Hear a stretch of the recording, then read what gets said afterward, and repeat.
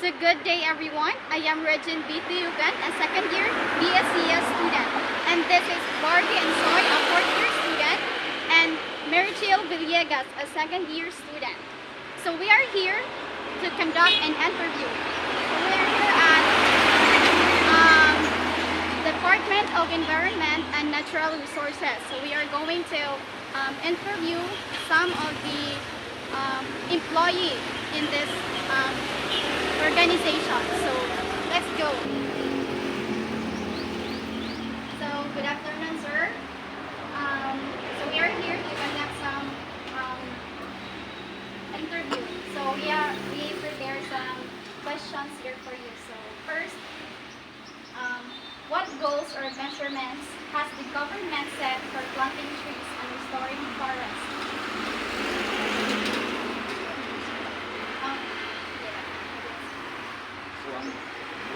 Goals. So, goals yun sa buwan sa government is for especially planting to prevent flash flood or restoring the stability ba o buwan ni water pinagay sa karon init na kayo dapat siya mabalik yun ma-restore yun gabi ang buwan gabi na sa upland area sa kanang ang tubig may balik ba so usa sa pagkatabang ka ng planting dapat siya planting para ma-restore di dapat sa diri sa organic activity sa ubos kinahanglan ganing buwan kay samot sa flash flood samot na makapugong siya dayon ang buwan pud siya kanang kanang air pollution makatabang siya required para ma-absorb po niya ng mga buwan sa sakyanan so ma-neutralize ba ang kanang bis kita may mo-absorb ang kahoy na po yung tabang ma-neutralize ang air pollution sa dili sa kalibutan. Second question. How does the government inform local communities and organizations about these goals? And how do they put them into action? So, conduct man na ang DNROIDC regarding sa tree planting, kanang information, education campaign, kada barangay. Nagkandak na sila buwan labi ang DNR nagkandak na inform na sa sa barangay, doon na sa barangay siya mo una ma-inform na kanang magitawag nila sa IEC Information Education Campaign. So ka-inform na sa matag barangay na planting kay mostly karon sa karon nga tungkol sa kainit sa panahon so dito kayo ang planting labi na sa mga landslide area.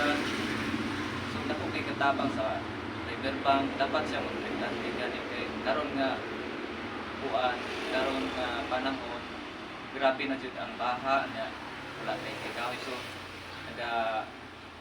advocate jud ang opisina nga dapat mo conduct siya tree planting kay maybe sa tuwa gani kinahanglan ditang mo tanong kahoy di laman sa atuang needs sa atuang labi na sa pagbuhat sa balay importante jud ya kana yung kuan ba ang kainit ma-neutralize siya ba kay karon maari gani ta diri sa syudad init ba jud kayo so ang tao pasilong man jud labi na kung kuan diya sa diri sa diri nga sa syudad init kayo so ang tao pasilong na sa kayo so medyo siya og tree planting so amo nang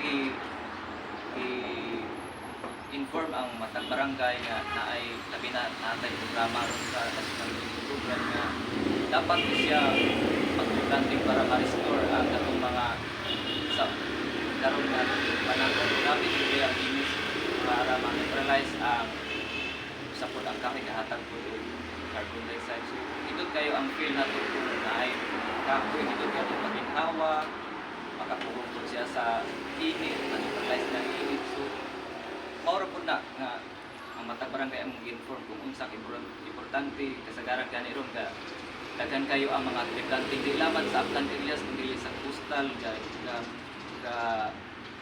one food kay food food ang kusina na dito kayo kay napoy mga tagpo kay balod sa line sa ulit grabe kayo ang balod so dito po siya mag-replanting kay usap po maka-prevent po sa flash flood, sa mga dagkong balon. So mo na yung ako kay katabang nga dapat yun siyang i-inform ang matag communities. Third question, sir. Can you give some one of example of successful partnership between DENR and NOS for academic institutions in tree planting efforts? Okay, sa karon sa opisina since 2011 ang isa sa programa sa DNR na gitawag og National Greening Program. So nintap sila og mga NGOs, mga people's organization to reforest kato mga area nga kailangan mga tanan. So ang National Greening Program ga start siya since 2011. So nitap-tap mga people's organization sa aning mga animang group sa police sa upland area. So dito kaya ang effective ani nga dapat siya makaplita og mga people's organization. Usa pod makatapang pod ang silamang sa kalikupan o dili sa matag tao nga naa sa ato ang kabukiran. Makatabang sa ilahang additional income, dili man jud ingon nga income jud nila anang kuana, pero na sila mga incentives ba makatabang po sila hantod ron naagya po ang National Greening Program na nakatabang sa mga tao, nakahatag og trabaho ug naka-harvest na gani ang uban.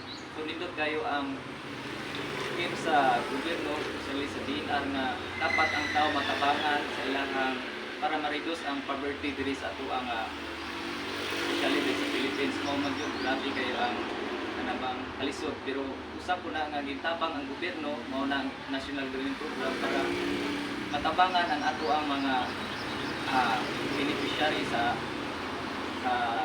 upland areas, especially sa mga forestal areas nga ang mga tao maka-harvest din sila, makatabang na ganito yung mga mga ginikanan nga niapil anang mga programa sa gobyerno nga ang ila po mga anak natabangan po, nakapumag-eskwela or once lag business po, tumot anak nga programa.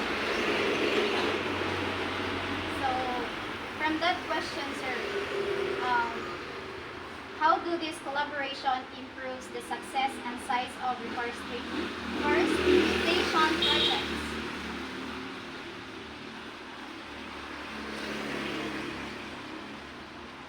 Sa ako alang ang partnership niya na hindi ko din kayo project siya maybe karon na naman yung nag-harvest gani nanay kuha na naka-income na sila, naka-generate na yun sila ng pag-booking since 2011 kaya karon dapat pa naman kuha na ka years, 23 years na 14 years na pag ganin kay naka-aligya po sila silang siblings, na-operate rin po sila so dito kayo, nintap sila LGUs o mga private nga mga planters. So nakatabang yapon ang National Greening Program sa mga tao kay naghahatag ka ng trabaho o kani dili po sa ang importante diya ka ng pagtanong og kahoy pinakanindot yun na kay naghahatag yun na sa tubig yun pinaka-importante kay yun na wala tayo tubig pulos yun kayo labi na kay nag-observe ko sa kabukiran ron nga grabe jud kayo even gani nga ang lasang na wala na tubig so ni jud kayo ang kanin pagtanom og kahoy so nakatabang jud din collaborate ang kuan kani mata communities nga ang programa sa gobyerno nakatabang sa mata kanang partisipasyon sila sa panginabuhi.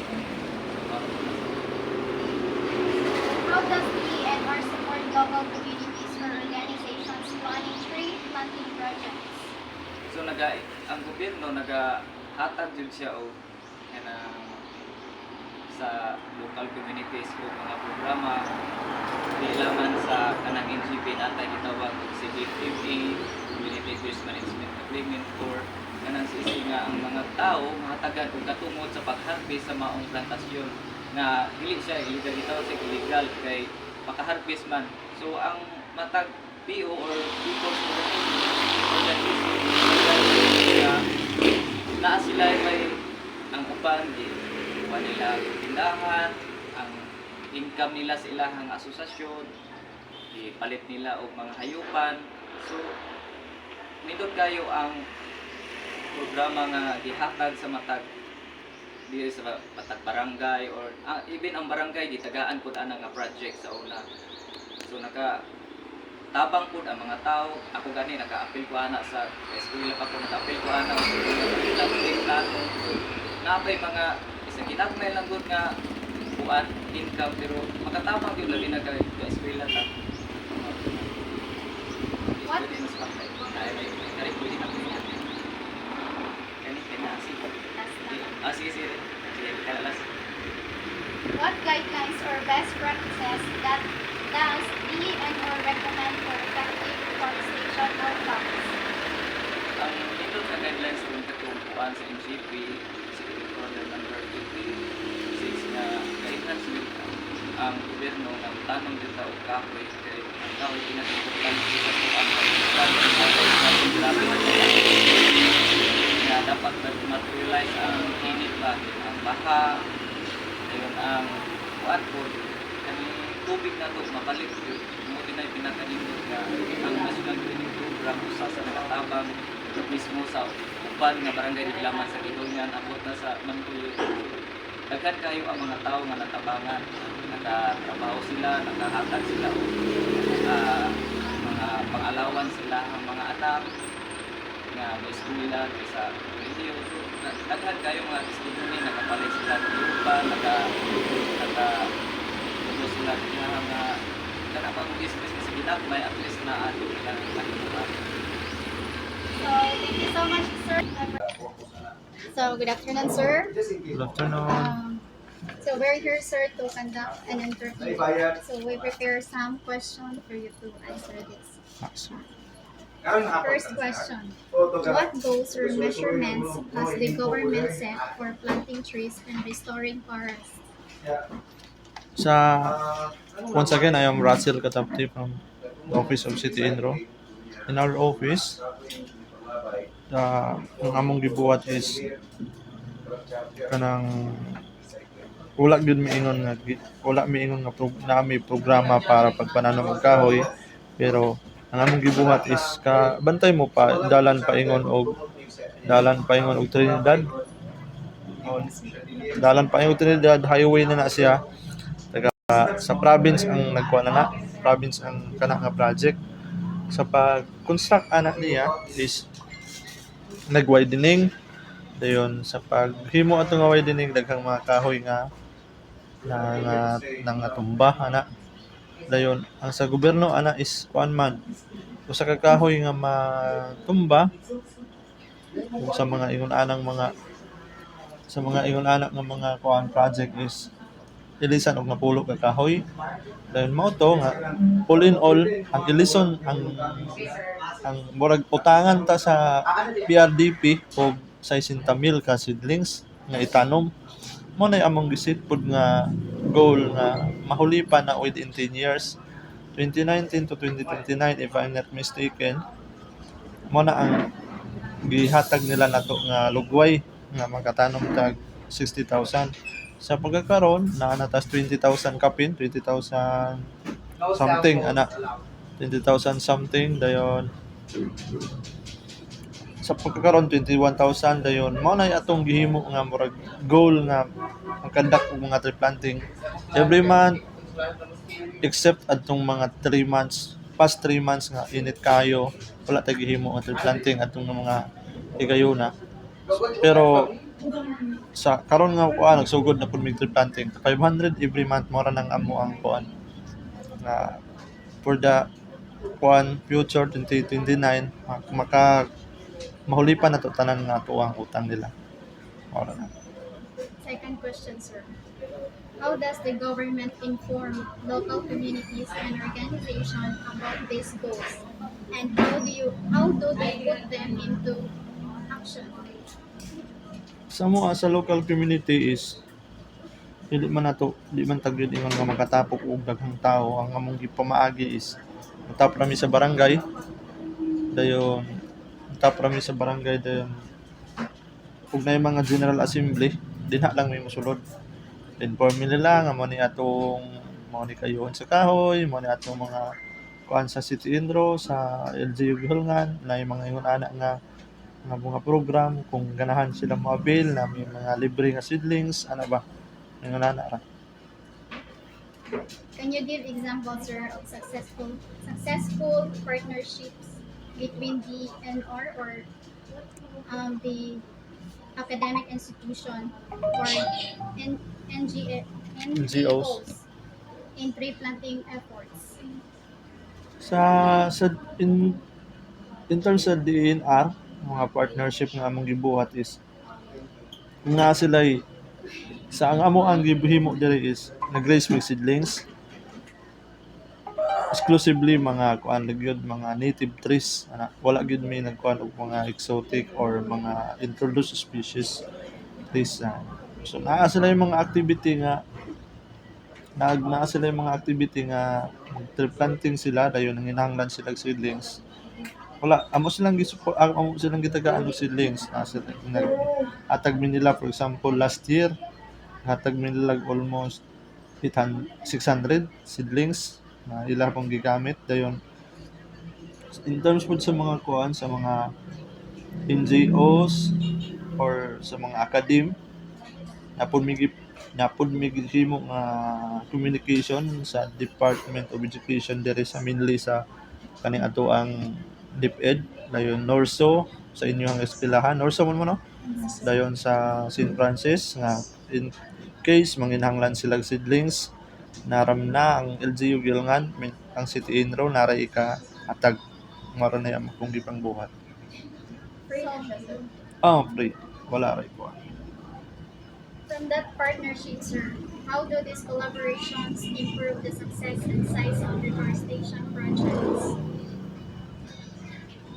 Para nako makaingon ko nga sa partnership na mo sa DNR is kung magbahin na sa trabaho, mainly ang sa ilaha is regulatory. Na yun ang mga illegal, sila ang kuan. Then sa amo apod, mainly in palapad sa atuang kalasangan, atong timberland, atong mga yun anak kalasangan. Dayon. Once mag-uyog kami, siguro makuan ang tao, dili lang ko ingon nga sure, nagyoy makuan gud ang tao nga mo respeto ba, kay naay dig taga DNR o kamera mo ingon nga ay kuan man na LGU, lahi pod og taga napay taga DNR. Then sa partnership pod namo sa mga eskwelahan, ma-involve gyud ang mga bata ug kaning dinha pa lang daan ilahan ng ma-feel nga part sila kaning pag-redeem sa ato ang environment. How does NRO support local communities or organizations planning tree planting projects? Sa mua is mao to akong usbon sa mga local communities, amo silang gi-inform nga ang LGU Gihulngan or ang City Indro na libre nga seedlings native trees na ikapanghatag o basta maabot lang og sakyanan among ihatod. Dayo og naay mga, for example, mga NGOs or magkaning mga fraternity na sila diri po na sila mangayo na mo og seedlings, kay naman po na sila yung mga sa mga activity nila like mga tree planting, diri po na sila nangayo din sa mga eskwelahan anak ra po. How does NRO support local communities or organizations planning tree planting projects? Pardon? Sir.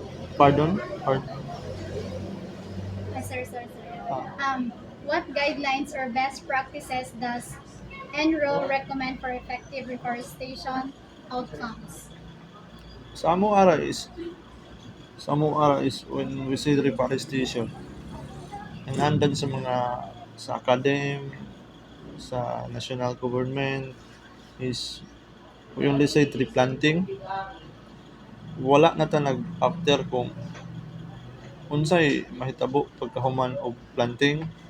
For example, kamo sa inyo academy, ingon mo tree planting inikahuman ninyo plant inyo pa ba nang gibalik o inyo pa ba nang gikuan di ba kalabanan inikahuman wala na gyud. So ang sa amo diri is not only tree planting, we only amo yung paningkamutan nga naapoy tree growing nga mahitabo. Oo, tree planting and tree growing ana ra. Dayon sa amo ang gibuhat ana is dili ra ng pagkasunod bulan among balikan.